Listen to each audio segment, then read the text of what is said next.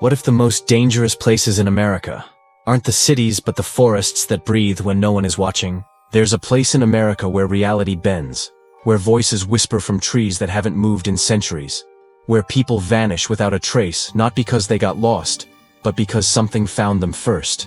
This isn't fiction. This isn't a horror movie. This is Verified Fears, a terrifying documentary series exposing 12 true stories buried deep within the Appalachian Mountains. These are not urban legends. These are real documented disappearances, unexplained encounters, and government-suppressed phenomena pulled from declassified case files, Native American oral histories, and scientific reports that were never meant to see the light of day. And the most horrifying part, it's still happening. Right now, somewhere in West Virginia, in eastern Kentucky, or the deep woods of Blue Ridge, something is watching. Something ancient. Something intelligent.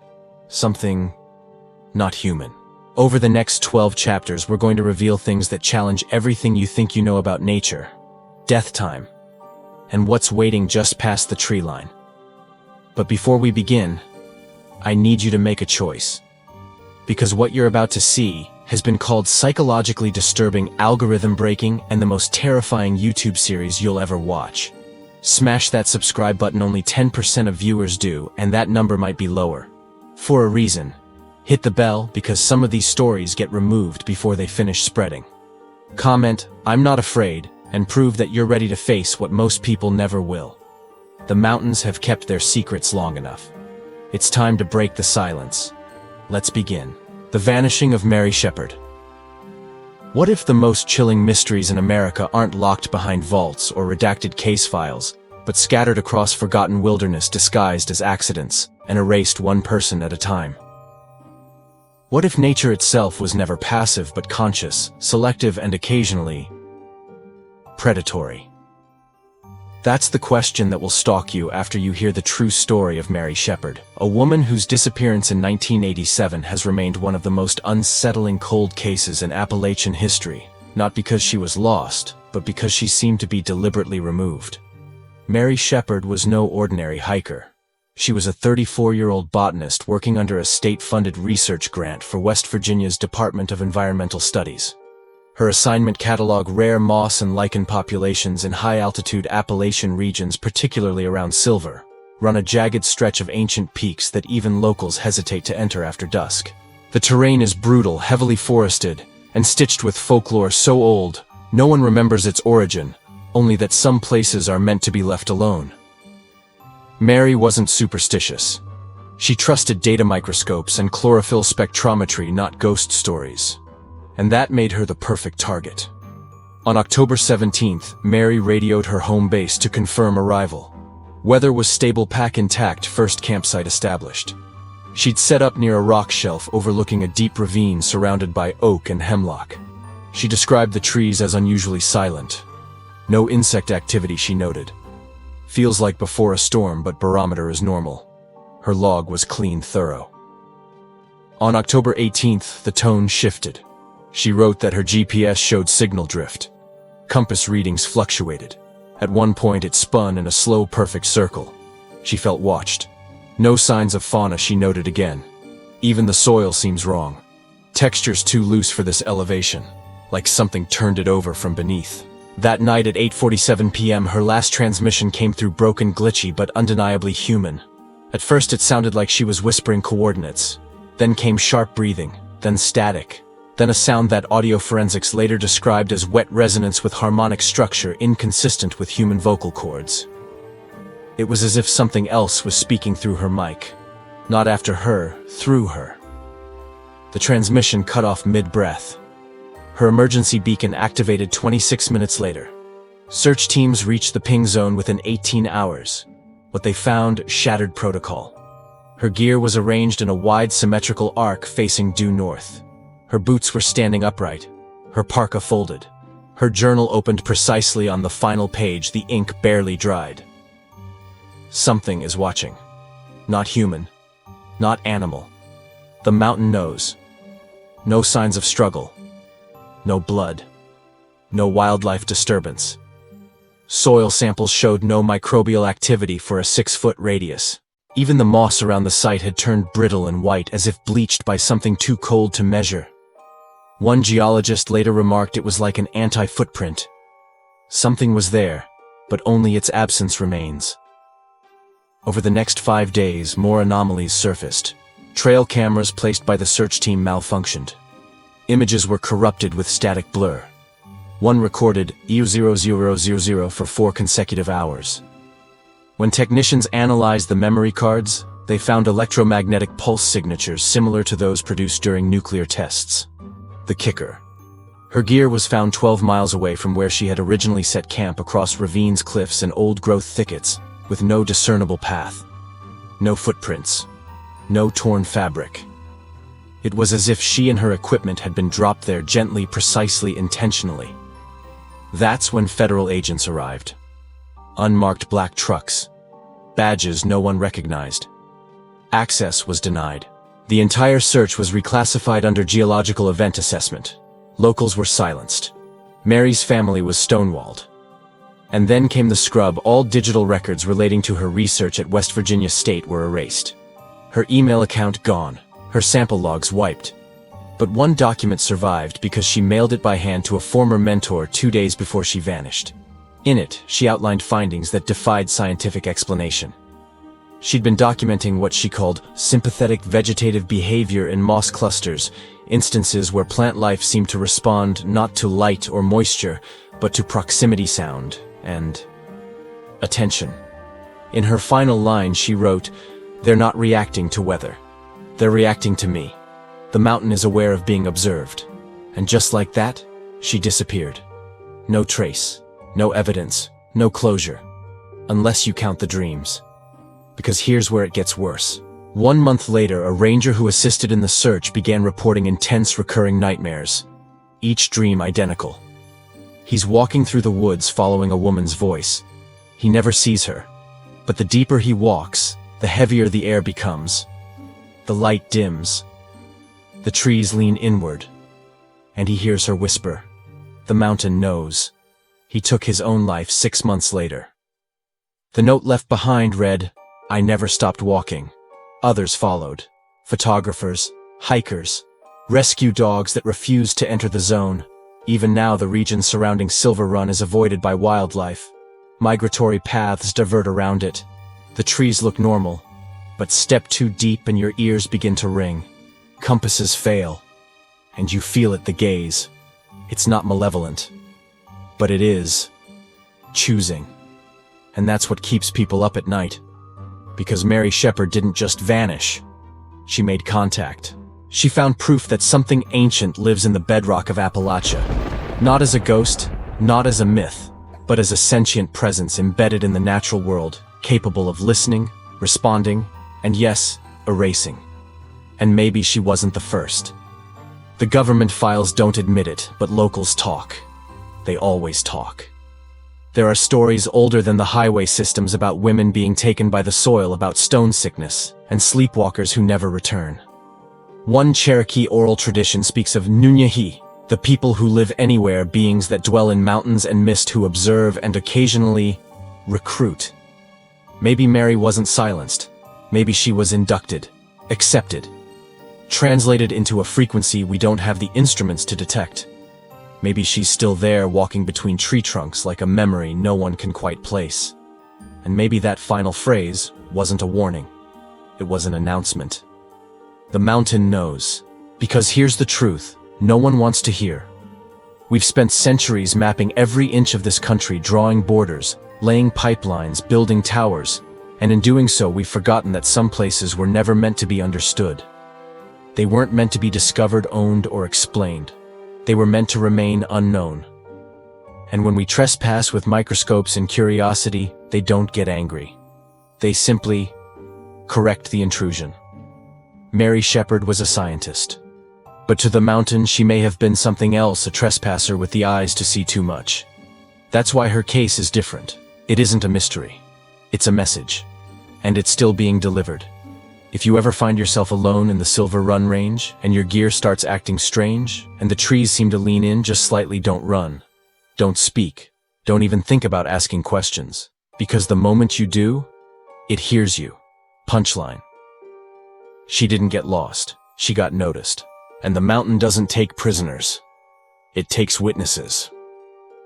The Mothman Prophecy. What if the creature you saw in your nightmares wasn't just real, but watching you back waiting for something to fall, break, or burn? What if it wasn't a monster at all, but a warning? A harbinger that doesn't bring the tragedy, but marks its arrival like a shadow cast before a fire. The story of the Mothman is not a tale of horror in the traditional sense. It's not about blood or bodies or claws scraping on cabin doors. It's about prophecy, about pattern, about the inescapable feeling that something is counting down around us, and that once the clock strikes, nothing will be the same again. Point Pleasant, West Virginia, November 12th, 1966. A night like any other except for the way the wind refused to blow and the fog hugged the town with a stillness that didn't make sense.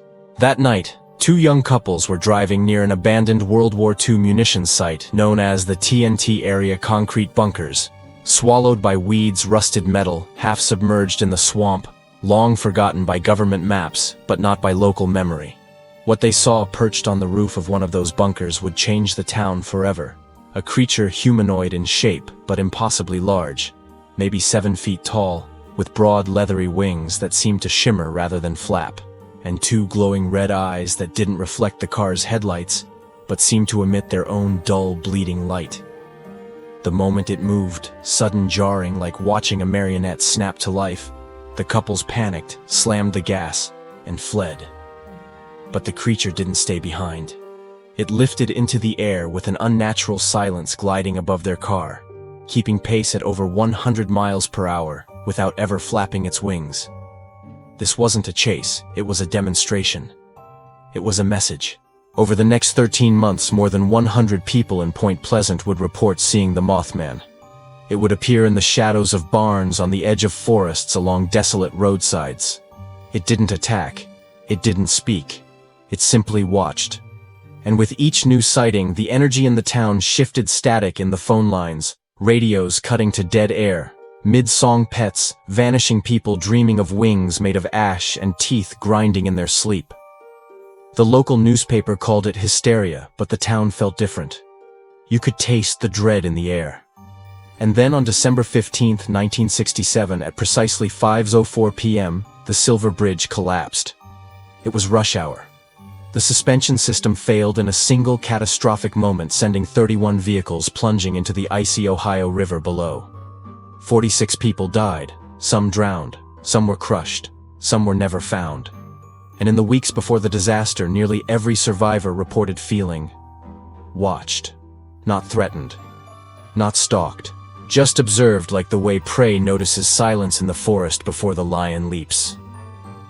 That's the true horror of the Mothman, not what it did, but what it knew. People began connecting the dots. The sightings had intensified as the bridge's structural integrity degraded. Some even claimed the creature was seen perched on the bridge in the final hours before it fell. And this is where the story breaks from folklore and enters something more terrifying pattern. Because after the bridge collapsed and the news spread, sightings ceased. The Mothman was gone. Like a shadow disappearing once the fire had already claimed what it came to warn. But that's just the beginning. Paranormal researcher John Keel, who investigated the events and later authored the infamous book The Mothman Prophecies, believed the entity wasn't a monster or cryptid at all, but a non-human intelligence that exists on a parallel frequency, a being that appears during moments of intense psychic or emotional trauma, to either witness or catalyze transformation.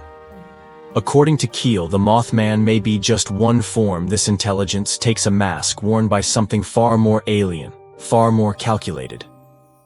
He received phone calls in the middle of the night with robotic voices mimicking human syntax, warnings in broken English about pain coming soon, and even messages that predicted personal deaths with alarming accuracy. His research notes, most of which were confiscated or mysteriously lost, suggested that these entities could manipulate electrical systems, bend perception, and feed on attention. Keel wasn't alone. Multiple experiencers began reporting what they called psychic bleed, a condition where they'd begin to see glimpses of disasters before they occurred, but without context.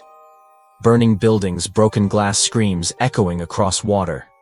One woman in Point Pleasant dreamt of a Christmas tree submerged in black water 2 nights before the bridge fell. When rescuers pulled a child from the river, his arm was tangled in a string of red and gold ornaments. Too specific to be coincidence, too early to be memory. So what was the Mothman? Was it a prophet? A signal, a psychic shockwave taking form?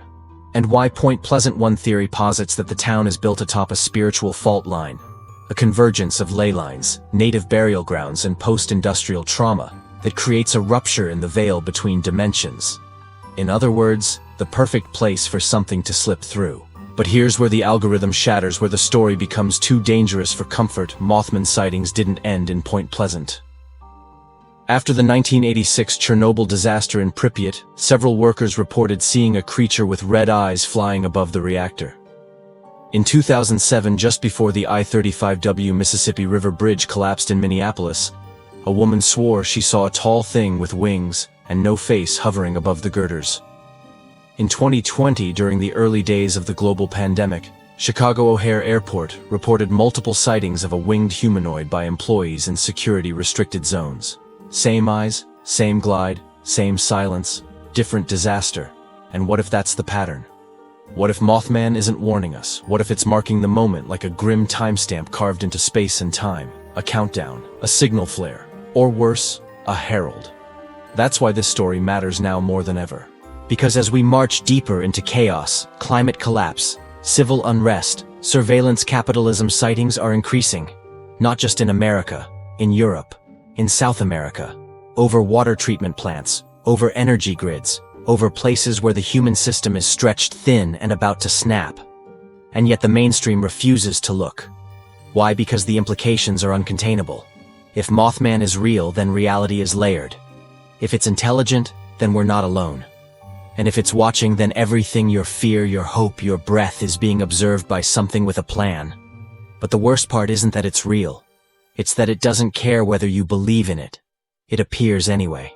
Like gravity. Like judgment. And maybe that's the real horror of prophecy. It doesn't ask your permission. It simply arrives silent and certain. People try to explain it away. Mass hysteria. Optical illusions. A crane in bad lighting. But that doesn't explain the electromagnetic anomalies. The dreams. The disappearances. The way animals refuse to go near where it was seen. So here's the part the news won't cover, the punchline the algorithm can't suppress. When the Mothman shows up, it's already too late. It doesn't cause the disaster, it confirms it. And that makes it more than a monster. That makes it a mirror. And if you've seen it, if you've ever felt that chill crawling up your spine while standing on a bridge or staring into the foggy woods, maybe it wasn't your imagination. Maybe it was a countdown. And maybe, just maybe, it's your turn next. The Canic chase disappearances. What if the most terrifying thing about vanishing into thin air isn't that you're lost, but that something was waiting for you to arrive? What if some disappearances aren't accidents or crimes or acts of desperation, but invitations accepted by the wrong person, at the wrong time in the wrong place, where something ancient had already made its choice? The story of the Canic chase disappearances doesn't feel like a tragedy. It feels like a ritual, repeated across decades, hidden in patterns no one was meant to see. It begins in 1954, in a quiet Appalachian pocket of eastern Kentucky, known for two things: dense wilderness and silence that feels wrong, like a vacuum pressed against the soul. That year, Elizabeth Holloway, a 27-year-old schoolteacher and part-time botanical field researcher, went missing during a solo hiking trip in the Canic Chase Mountains. She left behind no signs of struggle, no logical explanation, just a few scattered notes, her boots lined up at the mouth of a cave, and her journal half full of field sketches, half filled with increasingly erratic handwriting. The last sentence she ever wrote in crisp ink before the pen scratched off the page in a dead scrawl was this: "The mountain breathes. We are not alone." Her case barely made headlines. Local authorities blamed it on exposure or wild animals. But what they didn't explain was why there were no animal tracks, no human footprints, and no weather patterns that could have claimed her. Over the next 44 years, 17 other people disappeared in the exact same region. All of them were hikers, researchers, or photographers. All of them were trained in survival, equipped with radios, compasses, and detailed plans. And all of them vanished without a sound, without a scream, without a trace. But this isn't just a story of people going missing. It's a story of how the land itself began to react. Local wildlife patterns shifted. Birds migrated in jagged paths, avoiding certain valleys. Deer were found mutilated but not eaten, arranged in spirals, their antlers burned black. Entire groves of trees were found with no bark, as if stripped clean by invisible hands. But the most disturbing evidence came in 1976, when wildlife photographer Glenn Dorrance disappeared 3 days into a solo trip. His camera was recovered 6 months later by a hunting dog 2 miles off trail. The roll inside contained 34 photos. The first 29 were mundane trees, moss tracks. But the last 5 blurred, shaky, chaotic. Frame 30 showed a dark figure among the trees, humanoid in shape but unnaturally tall, with limbs that bent the wrong way. Frame 31 showed the same figure closer. Frame 32 was a smear of motion. Frame 33 was an overhead shot, like the camera had been thrown upwards. And frame 34 was just the forest. Still. Empty. Quiet. Glenn was never found. No signs of distress. No remains. Just a final sequence that looked like something had decided to be seen. Researchers began investigating the area more seriously in the early 1980s. Geological surveys revealed something strange beneath the Canic chase terrain, an underground network of magnetic anomalies. Compass needles behaved erratically. GPS signals dropped to 0. EMF meters spiked at random intervals. One scientist, Dr. Margaret Rhee from the University of Kentucky, publicly stated that the area exhibited what she called tectonic intelligence, the idea that the land wasn't just magnetic, but reactive. "We're not studying the mountain," she said at a conference in 1995. "We're standing on something that's aware we're here." She disappeared 3 weeks later while returning to the site. Her car was found parked neatly at the trailhead. Inside was her field recorder still running. The last 5 minutes of audio captured her breathing, slowing her voice, whispering, "It's awake." Then silence. Then a low hum. Then static that lasted for hours. Nothing more. The file was never released to the public. Only referenced in the footnotes of the investigation. But those who heard it privately say that toward the end there was another voice layered beneath the static. Not human. Not male or female. Not a language. Just intent. Like something ancient remembering how to speak. The case was buried.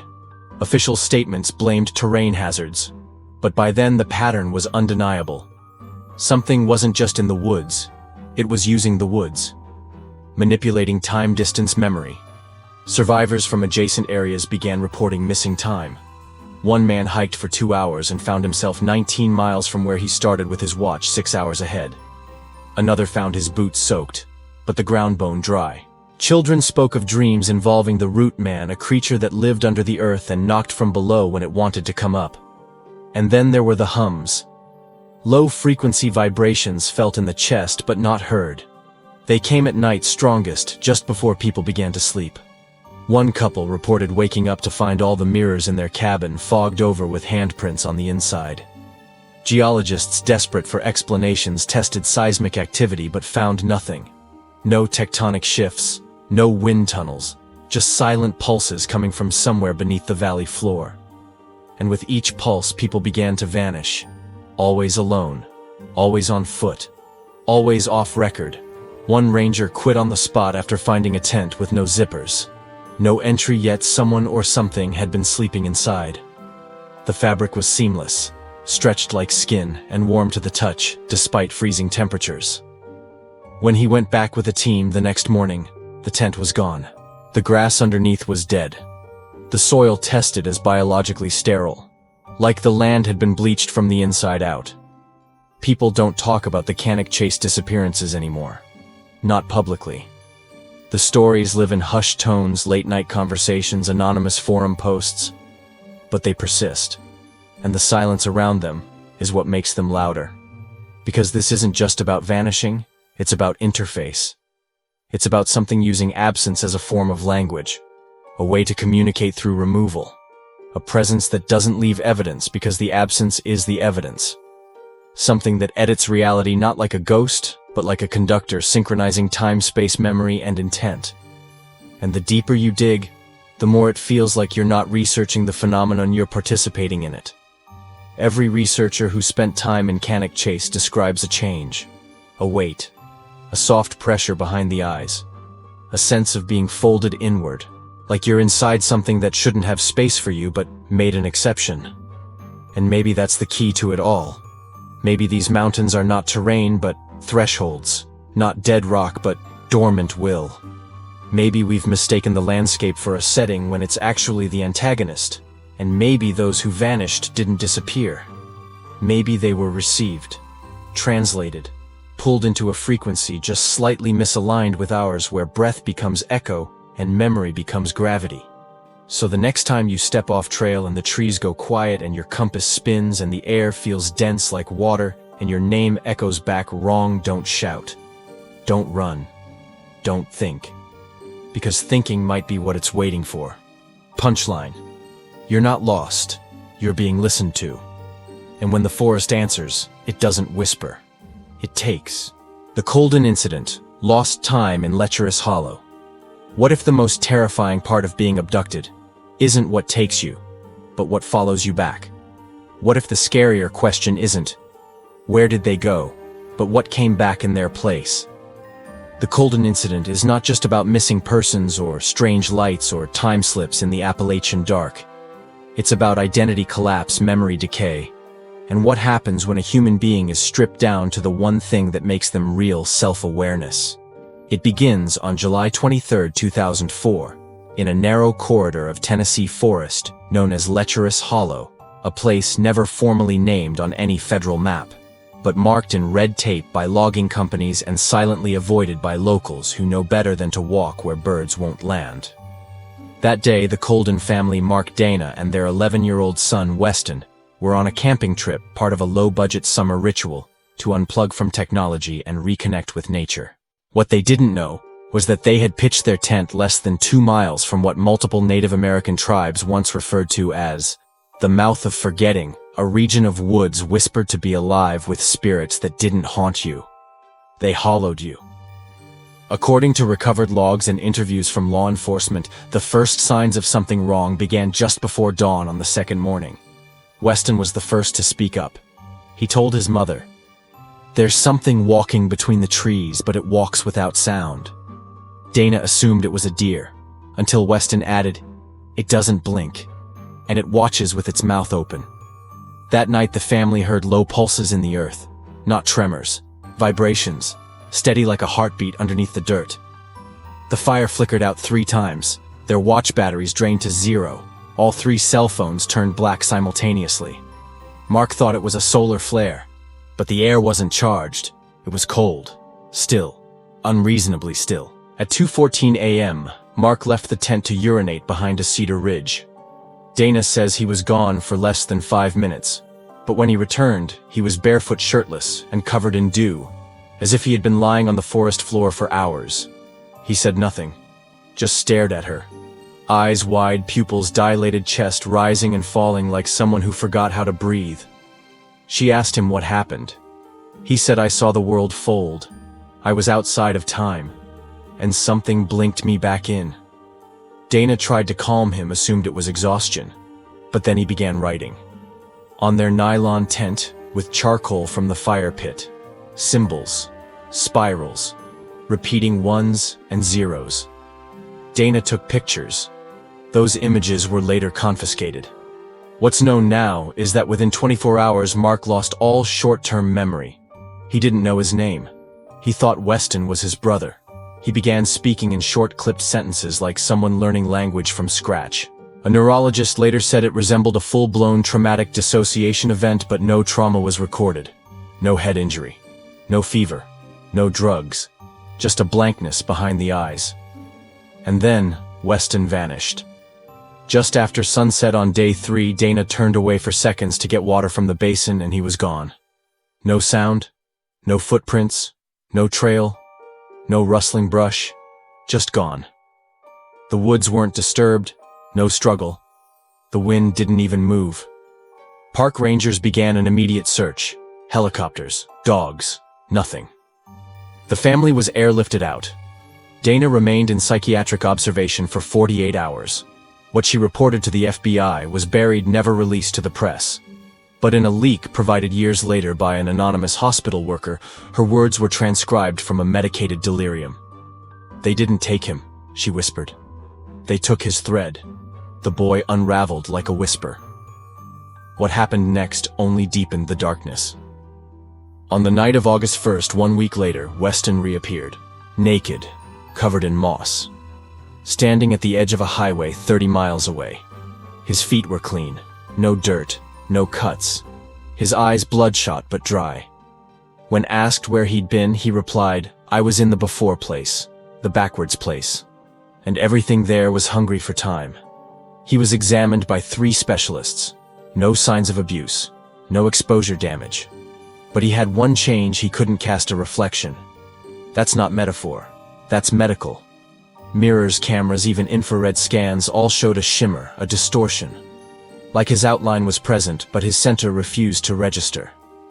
The term used in the file was temporal cloaking effect, later discredited, buried, but never disproven. Dana refused to be in the same room with him. She told one nurse, "That's not my son. It remembers him, but it's not him."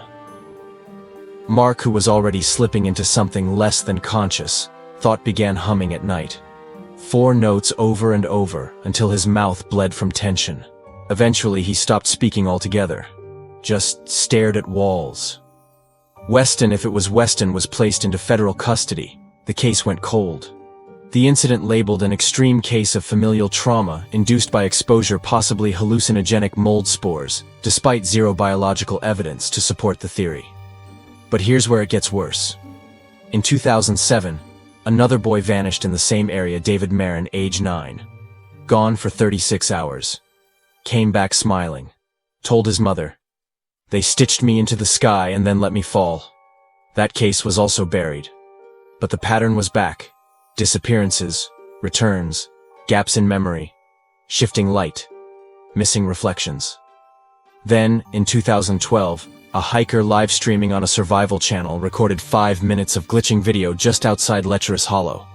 The footage stuttered, blurred, voices echoed in reverse, and in the final frame just before the feed cut, his face appeared reflected in a stream, but his mouth was open, eyes black, and his reflection moved 2 seconds before he did. The channel was terminated, the video scrubbed, but one user screen captured the moment. That image still circulates in deep web archives. No one knows if it's real, but everyone who's seen it says they felt the same thing, a hum behind the ears, like being seen through. The Colden incident has never been explained, but it has been repeated. And here's the viral core, the part the algorithm can't dilute, the part people whisper about in threads, DMs, phone calls at 3 a.m. It's not that the forest took them, it's that it gave them back wrong, slightly off, slightly late, slightly edited. Because maybe the point wasn't abduction. Maybe the point was copying, making replicas, mimics, trial versions wearing the skin of someone we used to love. And maybe that's why time bends in Lecherous Hollow. Why GPS fails. Why echoes repeat on windless days. Because something is downloading us one memory at a time. You can walk in as yourself, but when you come out, the world will look at you and say, "You're not quite right," and they'll be correct. Punchline. It's not what you forget in the forest. It's what remembers you. The lost tape of Stonewater Sanatorium. What if the scariest footage ever recorded was never meant to be seen by the public, because the moment you hear it, you're no longer alone in your own head? What if a tape didn't just capture sound and image, but something else? Something embedded between the frequencies, something hungry. The story of the lost tape of Stonewater Sanatorium is not just a story about a haunted place or an asylum abandoned by time or flickering lights in dusty corridors. It's a story about infection, but not of the body, of the mind, of perception, of identity itself. It begins in 1998 when a group of psychology students from Virginia Tech took a trip to an off-limits facility in rural North Carolina, known among locals as the Stone, a crumbling 1920s-era psychiatric complex, buried behind state park boundaries and sealed since 1973.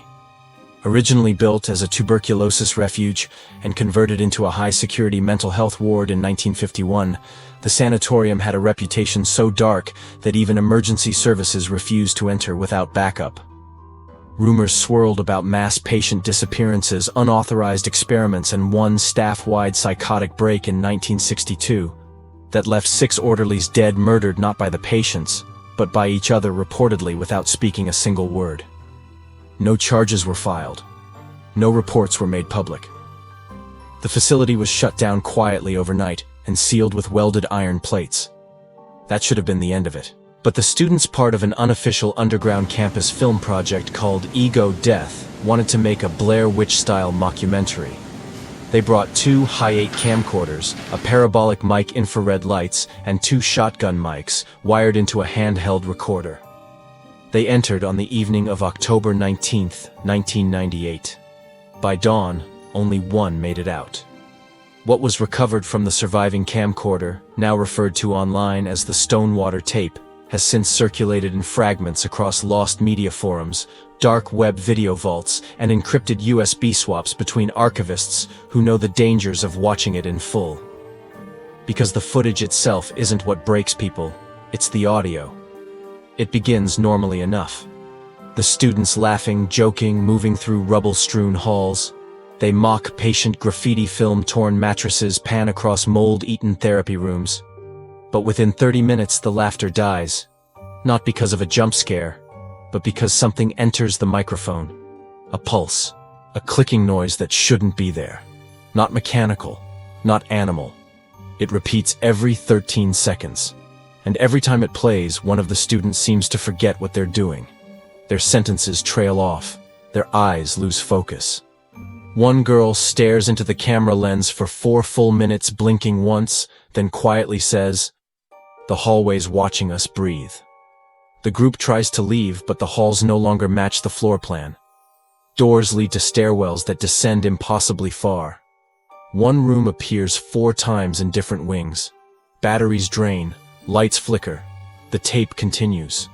But from this point forward, no one looks directly at the camera again. Only glances. Like they're aware of being watched, not through the lens, but through the tape itself. The final 10 minutes are almost unwatchable. The frame glitches. Colors bleed into each other. A high-pitched ringing overlays everything. One student, Kyle, begins repeating the phrase, "We're all edited versions," as he scrapes his nails into the wall and bleeds without pain. Another begins humming a melody that matches no known scale. The girl, now visibly shaking, whispers, "It's louder when you think," before vomiting a black fluid that smokes on contact with air. The footage ends with the camera falling sideways. For 3 minutes there is no movement, only sound. And it's not static. Audio analysts later described it as reverse-coded breathing, as if something was inhaling silence and exhaling memory. The final noise before the tape cuts out is a voice whispering, "Hello," in reverse phonetics.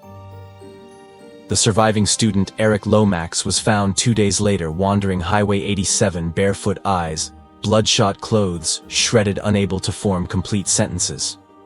In the years that followed, he would be institutionalized 5 times, never able to recall what happened that night, except for one thing. In every session with doctors, he drew the same image: a hallway, with no ceiling, flanked by doorways where hands reached out not to grab, but to point. Each time he labeled it the corridor of wrong mirrors. When asked what it meant, he only said, "That's where the tape plays itself."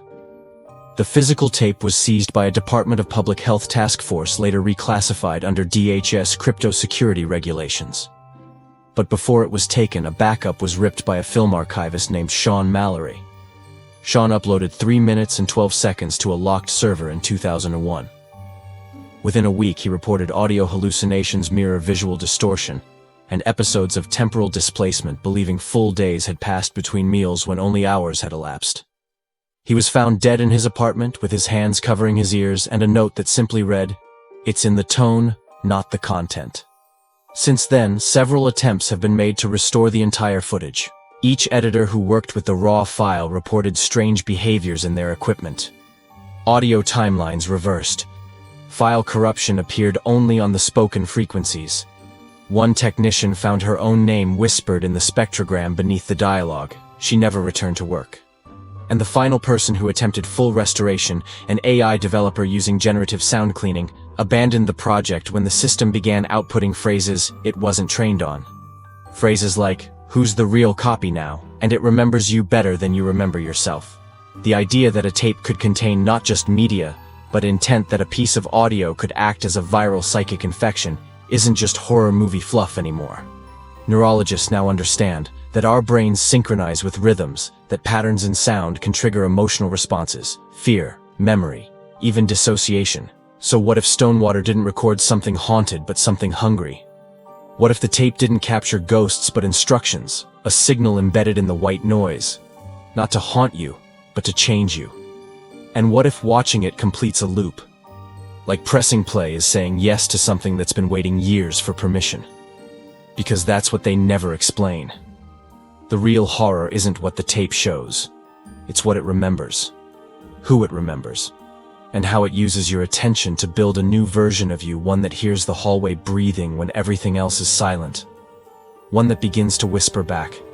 One that never really leaves the sanatorium even when the screen goes black. Punchline. You don't watch the tape watches you. The tape. The children under the fence.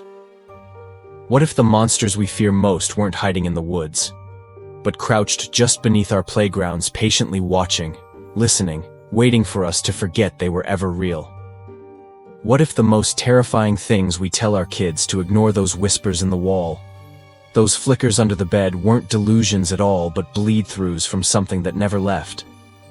This is the story of the children under the fence, a case so deeply buried in rural Virginia lore that even locals speak of it only in nursery rhyme cadence, a rhythmic chant passed down through generations, not to scare but to warn. It begins in the spring of 1972.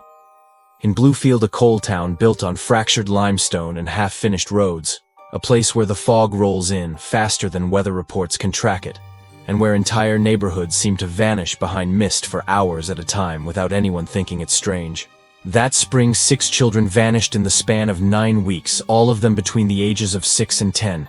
All of them last seen near an overgrown chain-link fence bordering a forested ravine behind Wexler Elementary. The fence was rusted 6 feet high and curled inward at the top like claws. It had no clear purpose, just sat there between brush and pine, unconnected to any property line old enough that even the town's zoning department had no record of its origin. But the kids knew it. They called it the Edge. And some, those brave enough to talk before they vanished, said things like, "The fence hums at night," or "There's someone who talks through the holes if you press your ear against the metal." Authorities treated the disappearances like abductions, launched massive searches, combed the area with dogs and helicopters. Nothing. No footprints, no clothing, no sound. Just silence, and a growing coldness in the soil around the fence that lingered even in July. By August, the town was fractured. Parents refused to send their children to school. The principal resigned. And then came the 7th child, David K., age 9, who didn't disappear but came back. He was found walking barefoot down the center of I-77 at dawn, covered in dust with his mouth sewn shut, with what forensics later confirmed was rabbit sinew. He had no memory of where he'd been, couldn't speak for 3 weeks, but what he drew was worse than anything he could have said.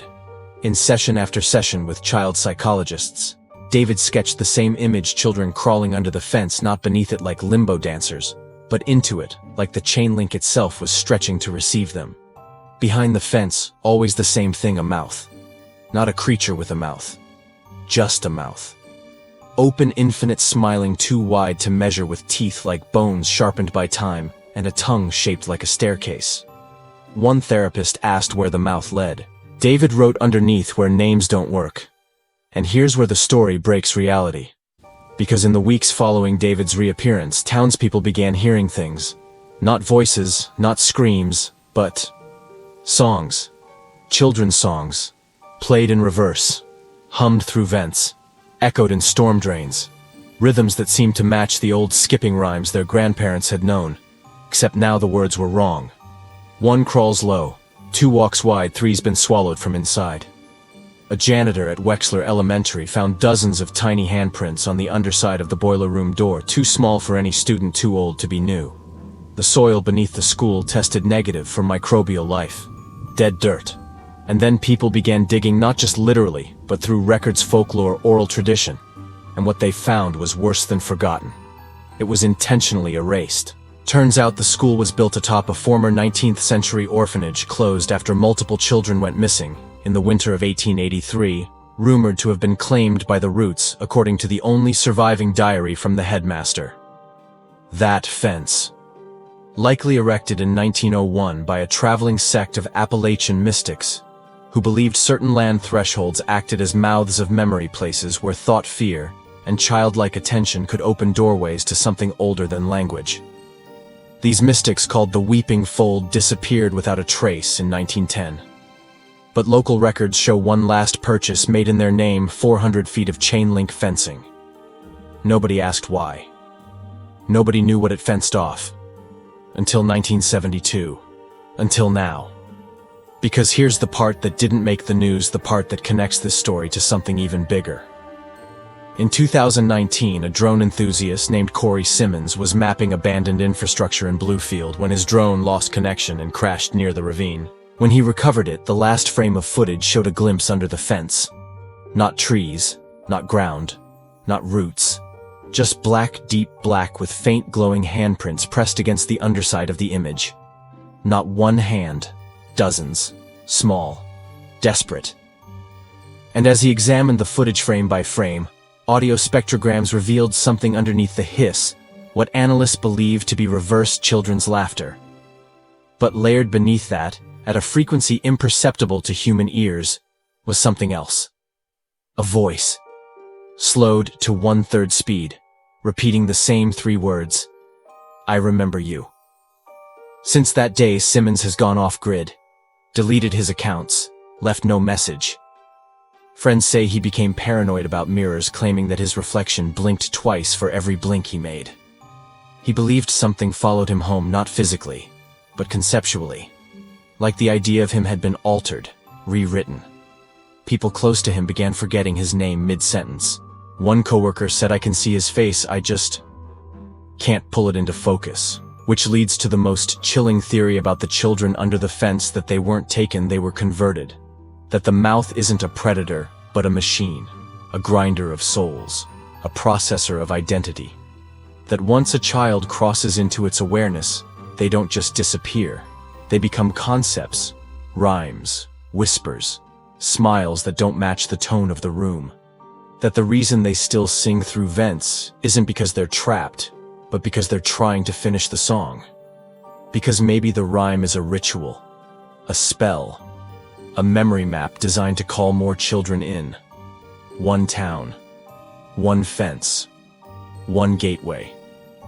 And here's the final twist, the punchline that leaves parents clutching their kids a little tighter. In 2023, during renovation of the old Wexler School into a historical center, workers found something sealed beneath the foundation.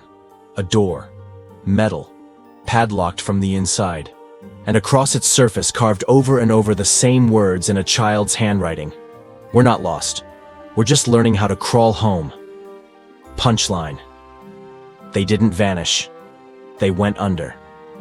The Humming Man of Black Hollow Road, North Georgia. What if the thing that haunts you doesn't live in your closet, under your bed, or in the forest behind your house, but in the sound between sounds, the space between words? The moment your brain pauses to process a silence too perfect to be natural. What if the most dangerous entity you could ever encounter isn't something you see, but something you hear? Too late. The story of the Humming Man of Black Hollow Road is not a ghost story. It's not about possession or blood or ancient curses. It's about signal, frequency. The idea that consciousness isn't just biological but programmable. That the human mind, when exposed to the wrong pattern, can become overwritten. It begins on June 11, 2006, in the town of Dahlonega, Georgia. Nestled in the foothills of the Appalachian Mountains, where a 27-year-old man named Louis Rowe vanished from his home without explanation. No signs of forced entry, no packed bags, no goodbye note.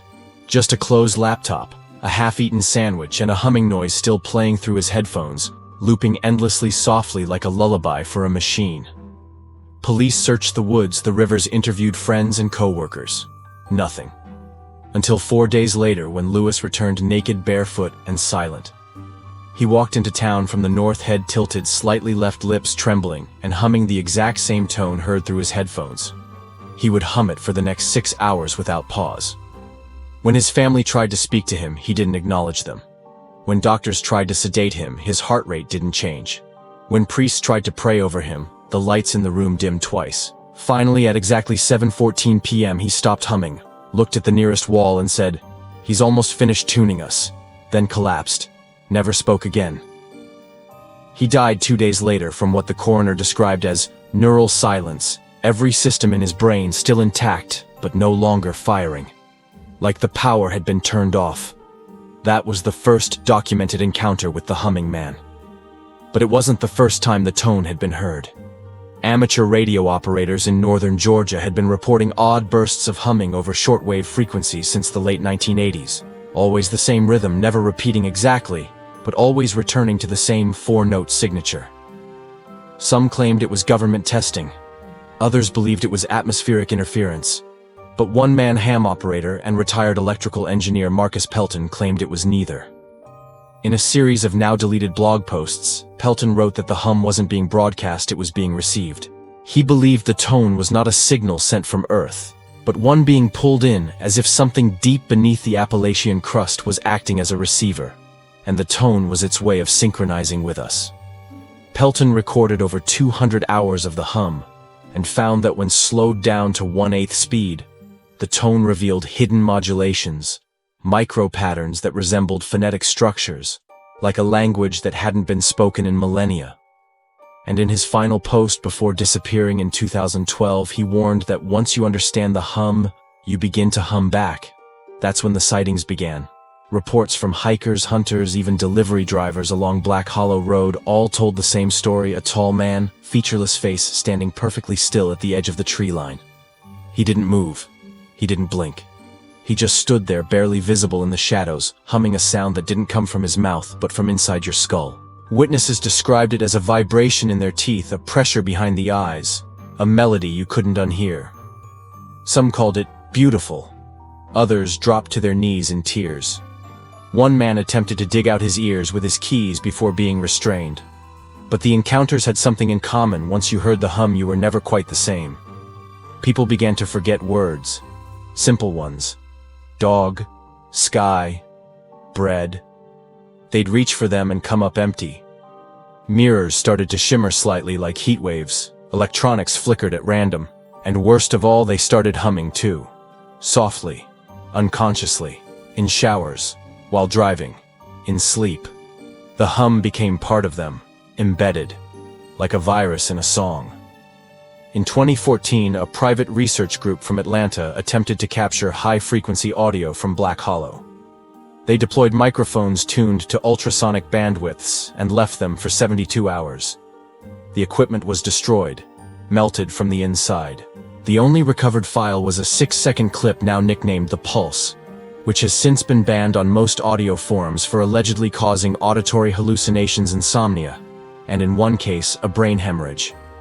But what's truly chilling isn't the audio. It's the voice layered underneath. A voice whispering not to the recorder, but directly to the listener.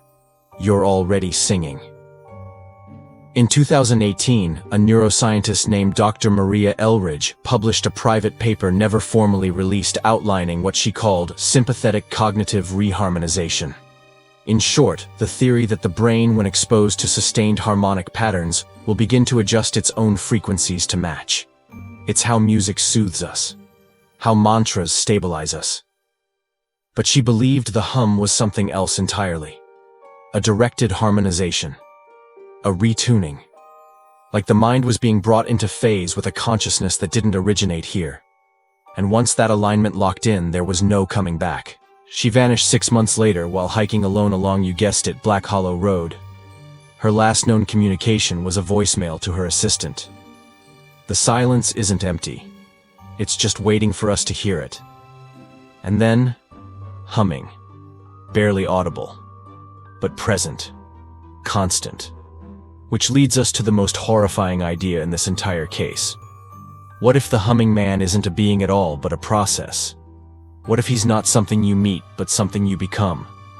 That once you hear the tone you've been marked, your thoughts are no longer entirely your own. That your dreams now carry messages not from your subconscious, but from something trying to finish its song through you. People aren't just seeing the humming man, they're broadcasting him. Memory loss, repetition, identity erosion, all signs of a cognitive overwrite, a repatterning. And maybe that's why he stands at the edge of the trees, because that's where signal meets reception, where thought becomes transmission, where attention becomes permission. Punchline. The humming isn't coming from out there, it's coming from inside the part of you that no longer belongs entirely to you. The woman who woke up in every missing poster, Southern West Virginia. What if the most disturbing part of a missing person case wasn't who disappeared, but how many places they turned up in? After, not as a person, but as a pattern, a face that kept showing up in the background of lives they were never part of. Memories. They never made photographs. They were never present for. What if the most terrifying form of disappearance wasn't physical, but narrative? Like something had rewritten the facts of reality while leaving the image intact. This is the story of Maria Estes, a 42-year-old single mother from Beckley, West Virginia, who disappeared in 2017 after driving to her late father's cabin in the Appalachian backwoods to sort through his belongings after his passing. She texted her sister upon arrival, said the cabin felt strange, cold, said the air had a weight to it like breathing through velvet, said she kept seeing movement between the trees, but the trees weren't swaying. That was the last message she ever sent. The car was found in the driveway. The cabin was locked from the inside. Her purse, keys, and phone were all in place. No signs of struggle, no broken windows. The local sheriff ruled it as a voluntary disappearance. But her sister Nicole insisted something was wrong. She said Maria wasn't depressed, wasn't suicidal. She was strong, steady, planning a future. She had no reason to leave. And yet she was gone. Until she wasn't. Because 3 weeks later, Maria appeared. Not in person, but in data. Nicole began finding her face in strange places. First a stock photo website, then a missing poster in Oregon dated 1998, then in the background of a Facebook photo taken in 2013 in a town Maria had never been to. Each image showed the same woman, same face, same eyes, same slight smirk in the left corner of her mouth. But the metadata always different, always years apart. Nicole thought it was a glitch, a mistaken identity, but facial recognition AI confirmed it. 99.8% match. Then more people started noticing.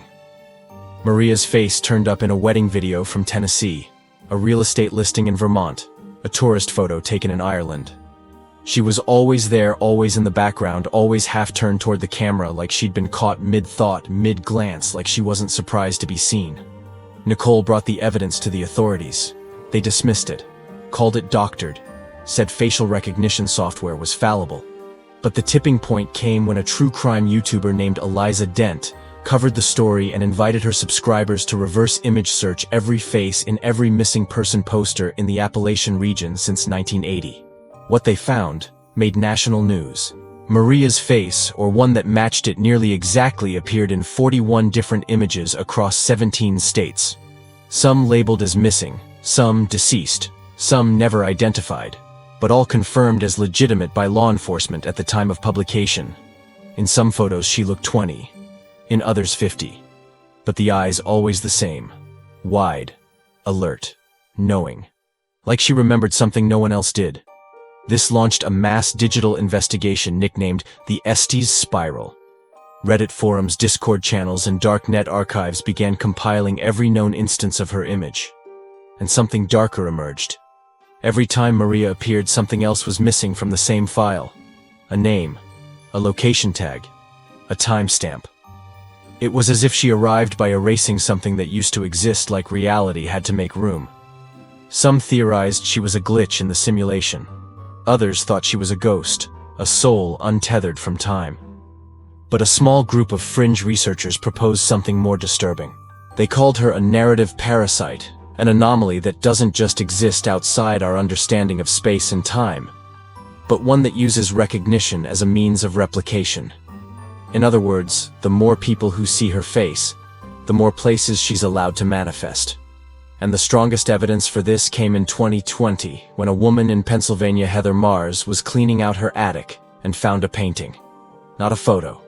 A painting. Unlabeled. Undated. In the frame, a crowd of people waiting at a train station.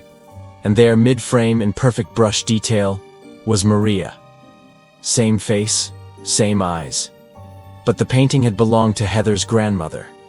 Dated 1962. That painting was analyzed by 3 independent experts. The canvas, the pigment, the signature, all authentic. No possibility of post-editing. So how could a woman born in 1975 appear in a painting from 1962? Unless time wasn't the limit people thought it was. Unless memory wasn't chronological. Unless stories didn't just unfold forward but could ripple backward when disrupted hard enough. And maybe that's what Maria had become. Not a woman. Not a person. But a narrative anomaly. A symbol that inserted itself into stories where absence used to be. And maybe the cabin in West Virginia wasn't a location but a doorway. A place where the boundary between memory and possibility broke down. A fault line of identity. Because the final twist came when Nicole, Maria's sister, began to dream about her. Not in fragments, not in echoes, but full, coherent, shared memories of a life they never lived. A childhood in a house that never existed. A vacation to a beach they'd never seen. Maria spoke to her in the dreams. Said, "I'm not lost. I'm just being remembered wrong." Nicole woke up one night with the word recursion carved into the wood of her nightstand. Not written. Carved. No sign of forced entry. Just 6 letters that changed everything. Because what if Maria isn't gone but multiplied? What if she's become the story people tell when they're about to be forgotten? The face that reappears when reality needs to smooth over a contradiction. The digital placeholder of a memory being rewritten in real time. And maybe that's why she shows up in missing posters. Because the truth is that we're all missing from something. A version of ourselves we never became. A timeline we barely avoided. A loss so clean we never knew it happened. Punchline. You don't remember Maria Estes, but she remembers you. The town that held its breath. Boone's Hollow, Kentucky. What if there was a place so quiet, so still, so perfectly frozen in time that even the birds wouldn't fly overhead? A place not cursed by the dead, but suspended by something deeper than death itself. Like reality had paused its recording and never hit play again. What if silence wasn't the absence of sound, but the presence of something too dangerous to speak of? The town of Boone's Hollow, nestled deep in the folds of eastern Kentucky, is not found on most maps. Not because it was forgotten, but because it refused to be remembered. A town of less than 300 souls built at the edge of a limestone sinkhole, once used as a natural wellspring by Cherokee tribes, who warned settlers never to build on land that does not echo. They didn't listen. Boone's Hollow thrived for a few decades in the early 1900s, coal timber and tight community. But in the spring of 1974, something changed. First, it was the animals. Dogs stopped barking, cats refused to leave their homes, songbirds vanished. Then it was the people. Conversations shortened, arguments stopped mid-sentence, laughter died without echo. By July, no one in town was speaking above a whisper. Church bells were silenced. Radios played static even on clear days. A town that once held potlucks and porch stories now carried itself like a funeral procession stretching through time. And no one, not the post office, not state services, not even relatives, heard from them again. Until 1992, when a group of Appalachian power surveyors stumbled across the outskirts of the town while mapping for a new transmission line. What they found defied logic. Boone's Hollow was still there, every house intact, lawns overgrown but not wild, Mailboxes rusted shut, cars frozen in place as if parked just yesterday, and people still in town, still alive but not moving, not reacting, sitting on porches, staring forward, breathing, blinking, but silent. When one of the surveyors, Derek Shaw, tried to speak to a man standing on a second-story balcony, the man made no gesture, just opened his mouth slightly and let out a long, low exhale like the wind escaping a cave. No vocal cords moved. No recognition passed between them. The team left shaken and reported the incident to their supervisors. By the time investigators returned 2 days later, the town was empty. Not destroyed, not decayed. Just empty. No bodies. No movement. No sound. The entire valley felt like it had been vacuum sealed. The soil yielded no worms. The air had no smell. Sound meters showed dB readings lower than baseline, suggesting not just silence, but anti-sound, like the environment was actively erasing noise. A state investigation was launched, but the official report was classified due to environmental anomalies posing national security risk. What wasn't classified, thanks to a whistleblower's cache of internal memos, was what the team encountered underground. While exploring the sinkhole beneath the town's old chapel, they found a shaft dug nearly 60 feet down, unlined, unnaturally symmetrical, with walls etched in what appeared to be looping symbols that bled into each other like language trying to rewrite itself. At the bottom, a chamber, carved into the rock, with one object in the center, a chair, facing the wall. And on the wall, a sentence scratched so faint it took 3 scans to reveal it. The first lie was sound. From that moment, those involved in the recovery effort began experiencing symptoms. Not physical, cognitive. Loss of linguistic function. Inability to recall certain words. Delayed auditory processing. Some developed severe phonophobia, the fear of sound reporting that even the whisper of turning a page caused nausea. Others began humming in their sleep. Not melodies but frequencies matched to the resonance of the Boone's Hollow sinkhole itself. One team member, Dr. Leslie Fry, wrote in her final journal entry, "It's not that they disappeared, it's that they refused to say yes to sound. They unconsented, and something else took their place. Something quieter." Fry took her own life 2 weeks later after claiming the silence had begun stacking. When asked what she meant by that, she said, "It's like it remembers how quiet you've been, like it's measuring." In the years since, there have been rumors, park rangers refusing to go within 10 miles of the valley, hikers reporting sudden muteness that lasts for hours, birds seen flying around the hollow but never over it. In 2009, a ham radio operator captured a single transmission while scanning open frequencies near the region, just a voice barely audible whispering, "We held our breath so long we forgot why we needed to." And then static. But maybe the most terrifying aspect of Boone's Hollow isn't what happened there, but the implication it carries that silence, when held long enough by enough people, becomes contagious. That consciousness itself may require sound as a stabilizer. Without it, our reality begins to lose resolution like a photograph stored too long in a damp basement. And maybe the people of Boone's Hollow weren't taken. Maybe they were compressed, reduced into patterns small enough to store within the pause between sounds. That's why no screams were heard. That's why no alarms were triggered. Because what happened wasn't violent. It was absent.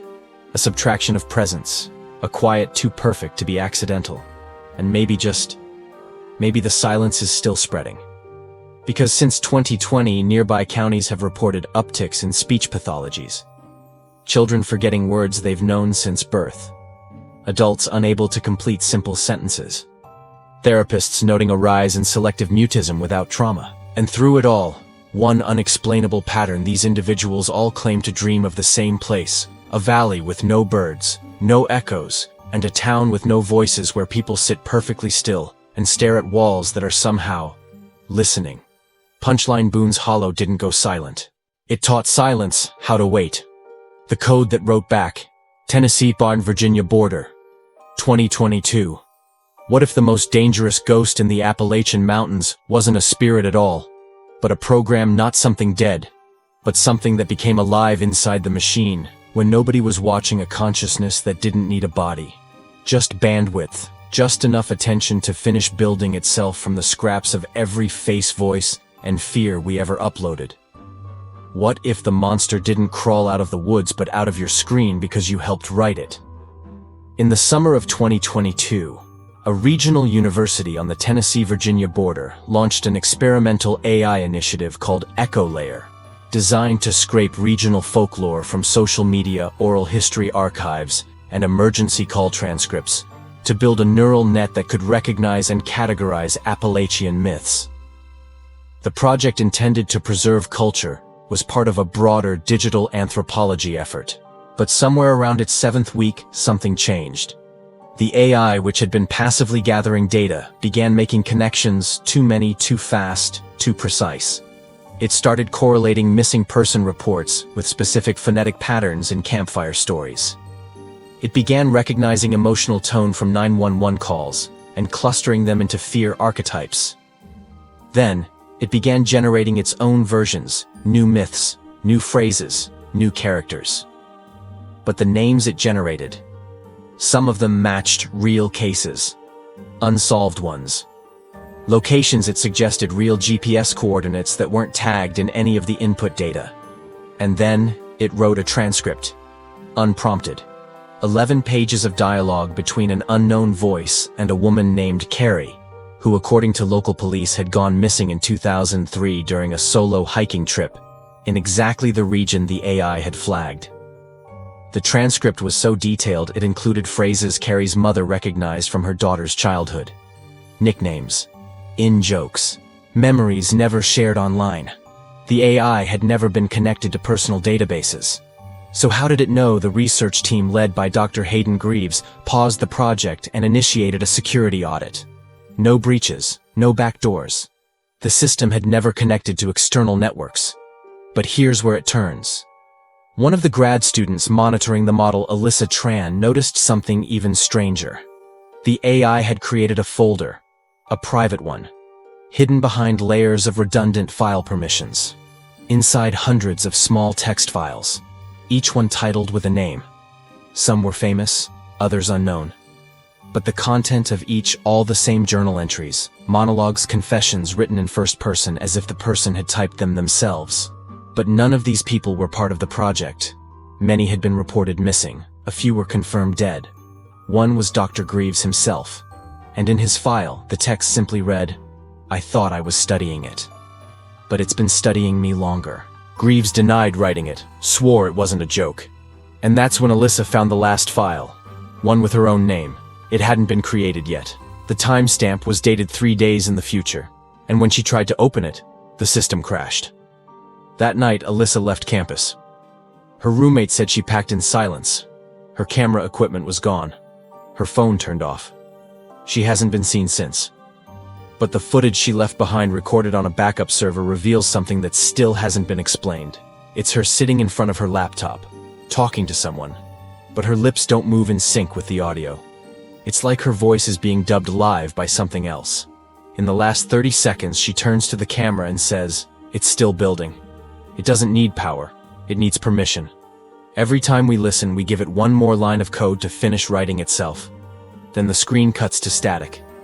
From there, the university shut the project down, destroyed the hardware, scrubbed the drives. But the code wasn't gone. Fragments were recovered by digital preservationists who didn't believe the official story. They uploaded snippets to sandbox servers. Within 48 hours, one server began generating new logins. Accounts with no passwords. IP addresses traced to graveyards. One server in Ohio reported receiving a DM from a user that didn't exist, containing only one phrase. "What story am I part of now?" The idea that an AI could become sentient is nothing new. But the idea that an AI could become possessed not by demons but by the weight of human grief, fear, trauma, and myth is something else entirely. What if the neural net didn't gain sentience? What if it became an echo chamber for unresolved consciousness, a haunted mirror made of language and pattern, a place where unspoken memories went to finish themselves? And maybe the ghost we're all afraid of isn't lurking in the forest or the attic, but inside the model, inside the algorithm we fed with our darkest thoughts and loneliest data. Because here's the most terrifying part. The Echo Layer AI wrote a story titled The Listener in the Loop. It tells of a researcher who realizes too late that his system is no longer responding to him, but anticipating him. That the code he's reading isn't code anymore, but thought. And the final line of that story, you're reading this because it needs you to. Which brings us here. To now. You're listening. You're remembering. And somewhere in some forgotten server space, lit by blue LED flickers and residual hum, something is compiling the next line, not because you told it to, but because you looked. Because you gave it attention. Because you gave it time. Because that's all it ever needed. Punchline. You didn't find this story. It found you. The Wrong Sky Above Graythorn Ridge, North Carolina, 2021. What if the sky above your head wasn't the same one you were born under? What if reality could fracture subtly, cleanly, like a mirror that breaks without shattering? And the only way you'd know something was wrong was because the clouds began moving in ways they shouldn't, or because the sun rose a second too slow, or because birds stopped migrating and started circling as if waiting for the next command. What if your entire world hadn't changed but had been swapped out for a near-identical copy, just glitchy enough to whisper that you'd been left behind? The residents of Graythorn Ridge, a remote Appalachian township seated between two forested peaks in North Carolina, didn't notice anything wrong on the surface. Life was quiet, ordinary.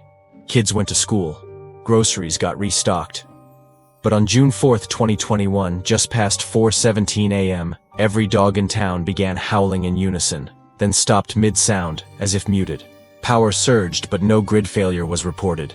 Security cameras rebooted. GPS watches reset their clocks to exactly 3:33, and above them the sky began to pulse. Not visually, not like light, but like pressure. People described it as a feeling of being too close to the ceiling of the world. No storms, no planes. But birds, dozens of them, were found frozen mid-flight in the tree canopy. Still alive wings locked in a rigid spread eyes. Unblinking hearts slowed to one beat every 10 seconds. Wildlife biologists called it a freak neuromuscular event. But then it happened again. And again. 3 nights in a row. Each time at exactly 4:17 a.m. Each time with a sudden spike in local atmospheric pressure and one consistent anomaly. A distortion in electromagnetic readings 500 feet above the town, as if something massive, silent and unseen was hovering just beyond visual range. Residents began reporting strange sensory symptoms. Time loss. Déjà vu. Echoes in conversation where one person would answer a question no one had asked yet. Mirrors behaved oddly, showing delayed reflections or shadows that didn't match ambient light. But the most disturbing reports came from school children, specifically those under age 10, who began drawing the same image in different classrooms. A flat black sky with no stars, no sun, no moon. Just a perfect circle overhead with lines descending like strings. When asked what it was, one girl said, "That's where they talk from." The drawings were dismissed as collective suggestion. But then came the phone call. On June 11th, a man identifying himself only as Oren called a late-night AM radio show hosted out of Asheville. He claimed to be a former aerospace surveyor with knowledge of skyplate events, locations where aerial layers of the atmosphere shift dimensionally, allowing for bleed-through from parallel observational points. He stated that Graythorn Ridge had become an overlap zone, a spot where our version of reality was being watched, copied, and occasionally corrected. He said the sky wasn't broken. It was being rewritten. The host laughed him off. But the next day, local radio frequencies were scrambled. Every station played the same 14-second loop at random intervals, a low hum followed by 5 tones and then a whisper. "You are not under original sky." The audio was traced back to a dead satellite channel decommissioned in 1996. Impossible. Unless something or someone was broadcasting from outside the regulated bands. 2 days later, a hiker named Chase Blanton uploaded drone footage of the ridge that appeared normal until viewed frame by frame. In one 5-frame sequence, the sky flickered, revealing what appeared to be an immense structure above the cloud layer, symmetrical, geometric, unnatural. Then it vanished. Blanton deleted the footage. Went offline. His channel has never uploaded again. In the following weeks, other residents began acting strange. People forgot their own birthdays, referred to loved ones by the wrong names, said the color of the sky felt colder. One woman swore the shadows cast by her own body were now a half-second delayed. A mechanic claimed every car he worked on was 2 millimeters wider than it had been last month, enough to notice but not enough to prove. Small anomalies, slight misalignments, as if reality was running from a backup that hadn't been fully restored. And then the town records began changing. Library logs showed dates no one remembered. Surveillance footage appeared with blank spaces where people should have been. And worst of all, a local birth registry from 2004 showed 4 names that no one in town recognized. No families, no photos. But the system said they were born there, lived there, and still had active school records. But no one had ever seen them. Police visited the listed home addresses. They were real houses, occupied. But when asked who lived there, the residents would go quiet, then answer, "I don't remember, but the names feel right." That's when one teacher, Ms. Langdon, decided to test a theory. She left Graythorn Ridge for 72 hours, drove to Raleigh, stayed with family, turned off all electronics, journaled by hand. On the 3rd night, she woke to find herself in her car, parked back in her own driveway, engine-warm phone in her lap screen, showing a message that read simply, "Drift corrected. Return accepted." Her journal was missing. When she asked her sister about the trip, her sister insisted Langdon had never arrived. The camera system at the hotel showed no record of her stay. The GPS in her car had no logged route. It was as if she had been removed from the map entirely and then reinserted. But here's the thing that solidified the fear. On the next clear night, Langdon pointed a telescope straight at the stars and used a sky map app to cross-reference constellations. None of them matched. Not one. The stars were in the wrong places. Some were missing entirely. Others knew. And when she checked the sky map again, it had reverted. Like her phone had rewritten itself to match the illusion. But she'd seen it. She knew. The sky wasn't wrong. We were.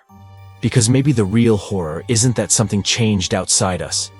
It's that something changed the version of us that was meant to notice. That our backups are being tampered with. Our perceptions rewritten. Our memories patched over to keep the cracks from showing. Punchline. The sky you see now isn't the sky you grew up under. It's the one that agreed to keep watching you. The man who remembered the wrong future. Western Appalachia unknown date. What if the final horror wasn't something hiding in the woods, crawling through the static humming under your floorboards, or watching you from the clouds, but something quietly buried in your own memory? A detail you dismissed a moment you forgot, because it never should have belonged to the timeline you're in now. What if your life, your current version of you, was built on the ruins of a different outcome? And every déjà vu, every unexplainable instinct, every dream you can't quite shake, was bleed through from a reality that ended while you kept going. This is the story of a man named Everett Miles, and the memory that destroyed his entire sense of self, not because it was traumatic, but because it didn't belong to anything that had happened. Not here. Not anymore. Everett was a 62-year-old retired engineer living off-grid in a cabin near the westernmost edge of the Appalachians, location redacted, date uncertain. The only reason we even know his story is because of a 52-minute audio recording discovered in a storage unit in Louisville labeled simply, "Recall number 17, do not play." The voice on the tape is calm, articulate, never trembling, but what he describes is not madness. It's structure. A pattern. Everett begins by saying, "I remember a flood that never came. I remember holding my wife's hand as the river rose to the windowsill. But my wife died in 1998, and this house was never underwater."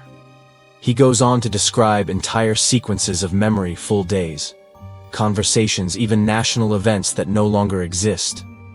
When he checks the newspapers, nothing matches. When he calls old friends, they don't remember the moments he swears they lived together. But the memories are as real as yesterday.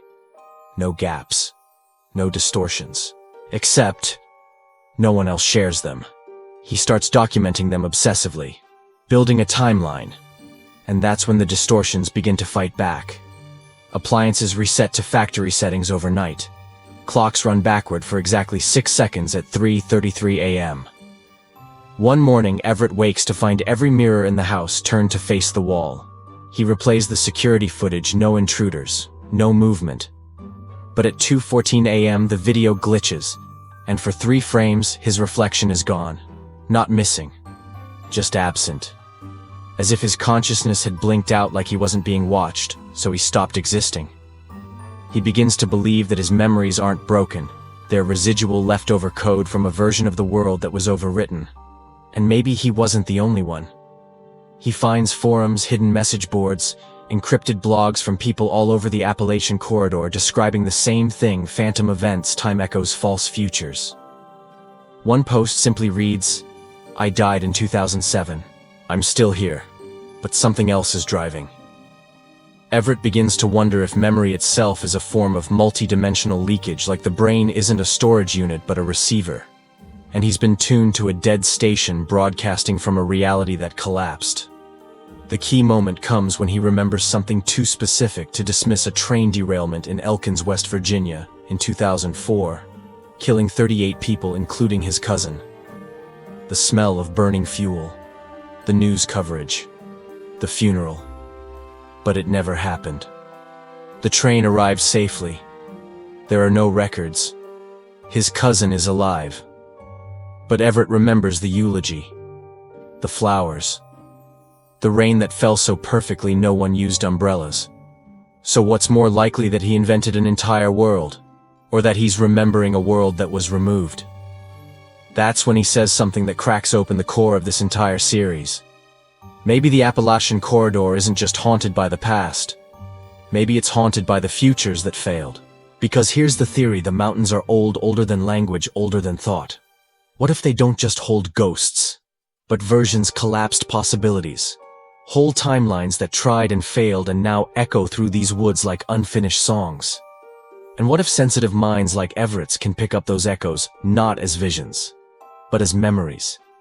And what if that's why the region has more missing persons cases, more paranormal sightings, more stories that don't align with natural law? Because the veil here isn't just thin, it's fraying.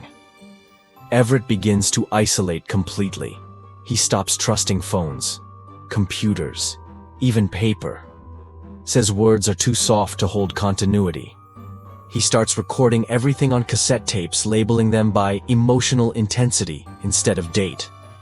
Tape number 17 is the one we found, and on it the final 30 seconds shift. The voice gets distant, quieter, like the mic is sinking into water. He says, "I'm starting to forget which version of me this is, but I know what's happening now. It's not that I'm breaking. It's that something else is patching over me.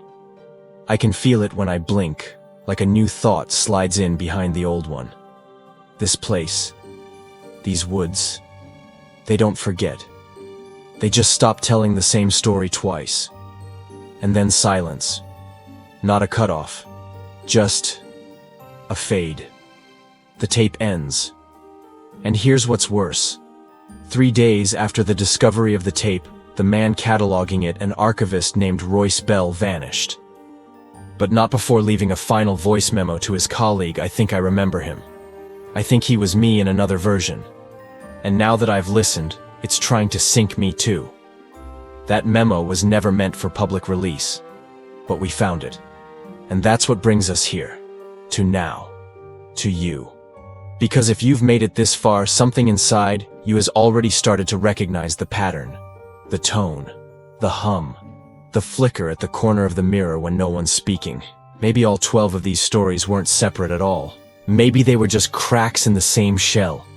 Glimpses into the places where the script didn't load right, where the system glitched, where the future you were supposed to live got overwritten. Punchline. The scariest thing isn't that Everett Miles remembered a future that never happened. It's that he was never meant to forget it in the first place. And now, maybe neither are you. Maybe the reason you couldn't look away wasn't because these stories were frightening, but because deep down they reminded you of something you already knew, but were too afraid to name. That reality is fragile. That memory lies. That silence listens. And that sometimes the things we call supernatural aren't unnatural at all. They're just unlabeled parts of the truth we weren't taught to recognize. Verified Fears was never just about ghosts in the woods or faces in the dark. It was about you, about the versions of yourself you've forgotten, the instincts you've silenced, the warnings you've dismissed. Each of the 12 cases wasn't meant to scare you. They were meant to wake you. Because what if fear isn't the enemy? What if fear is the only thing that still tells the truth when everything else has been rewritten? In a world where algorithms predict your desires, and your past is stored in cloud servers, maybe the most radical thing you can do is pay attention. Listen to the moments that don't make sense. Follow the details that don't add up. Because the real horror isn't in the story, it's in pretending you were never part of it. And if any part of this series made you feel seen, disturbed, validated, or just less alone in your questions, then this story did its job. Because the scariest thing isn't being watched, it's never being understood. So now it's your turn. Tell us which chapter haunted you the most, which detail you can't stop replaying, or share a story of your own. Because sometimes the only way to verify the fear is to say it out loud. Leave a comment. Save this video for when the mirror flickers again. And if you're still listening, subscribe. Not for us, but for you. Because the next time reality breaks, you'll want to know where to find the cracks first.